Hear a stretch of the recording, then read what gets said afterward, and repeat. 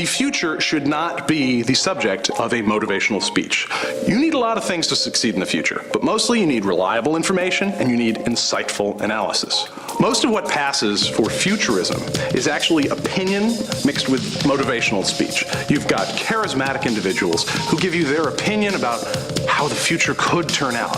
I don't feel that people need a lot of motivation to want their kids to be healthy, to want their businesses to be a success. You're already motivated. The thing is, the world's complex, and that's why you need intelligence. We work with school kids. We work with countries. We work with corporations. Basically anyone that's going to be around in 10 to 20 years. 3M, GM, Dow, DuPont, Prince of Monaco, Siemens, Kellogg's, Energizer, Schick Razors, Northrop Grumman, General Dynamics in the DC area. What I've been doing for 15 years and what my company's been doing for 10 years is finding the right sources and doing it quickly. It all starts with this system that I came up with called Future Intelligence, which is a 6-step process on how really anyone can think about the future for their company. And so based on that, we actually practice that system with a company called Competitive Futures that does trend research for companies all over the world. I write books. I wrote a book called Future Inc., How Businesses Can Anticipate and Profit from What's Next, and another one due out soon. And moreover, I go into organizations as an executive educator, and I teach people how they can set up their own little future think tank in their organization. A futurist is somebody that is thinking about the future, but in an organized way, who's looking at trend data, at forecasts from experts in their field, putting it all together into scenarios of how the world might look given the forces that are out there, and then telling people what it means. You can spend all day, every day, studying changes. Not all of them are going to affect you. So the real art is deciding which one's the most important, which have the most strategic implications. There are the big ones. We call them the mega trends. One of the big trends that we almost always talk about because we're pretty sure it's going to happen is what we call the gray world.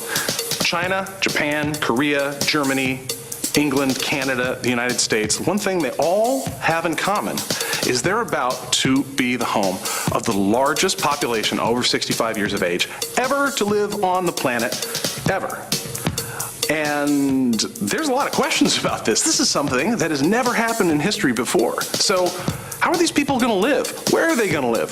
Who's going to cook them dinner when they don't feel like cooking dinner for themselves anymore? What kind of products and services are they going to need? What kind of entertainment are they going to want?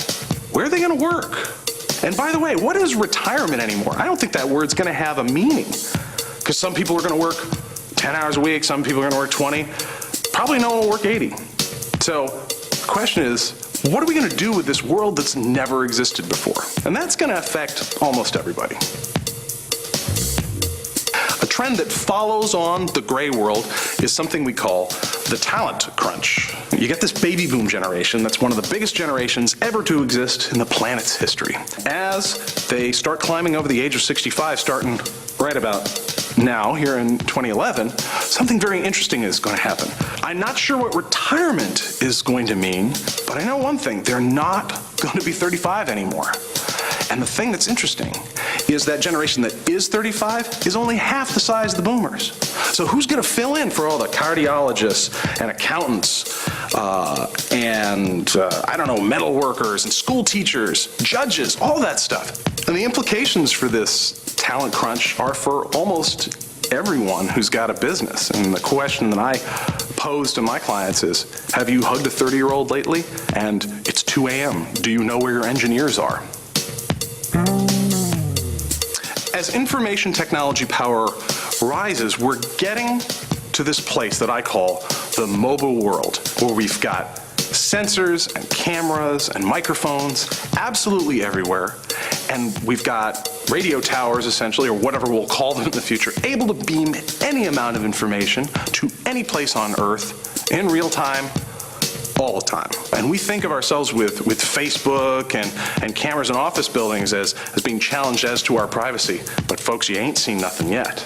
I mean, we're we're going to enter an age where people don't even remember what the concept of privacy was. Which incidentally is about how it was in the year 1300 when your neighbors knew everything you were up to anyhow. So we're about to enter a new world thanks to the world of mobile technologies. But what will it all mean? We're at an incredibly interesting point in world history. We have, for the last 1,000 years, been increasing the density of the energy we use. See, we started, back in the day, burning this stuff called wood. Wood burned pretty good, but then some guy found coal. Now, coal is really good at burning. So you can run trains off it and even make power plants and stuff like that. That's great, but man, if you want to run cars and trucks, you got to have petroleum. Somebody figured out petroleum. And petroleum used to just be something that bubbled up through the ground on farmers' fields. No one even knew what to do with it. We like petroleum pretty good. But we're at an interesting point where we're hitting what's called peak oil.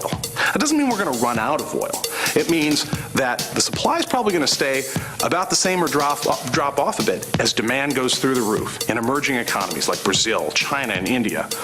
Everybody likes cars, as it turns out, and they like the ability to travel from place to place. But the abundance of cheap oil is probably behind us. So you're going to see economies go maybe from oil back to coal, back to wood, maybe not back to wood, but what will we use? Nuclear, biofuels, wind, something we haven't figured out yet? All we know is that there could be nothing more broad-reaching than these changes in how we power our economy. Information can be positive or negative or neutral. The question is, what do you do with it?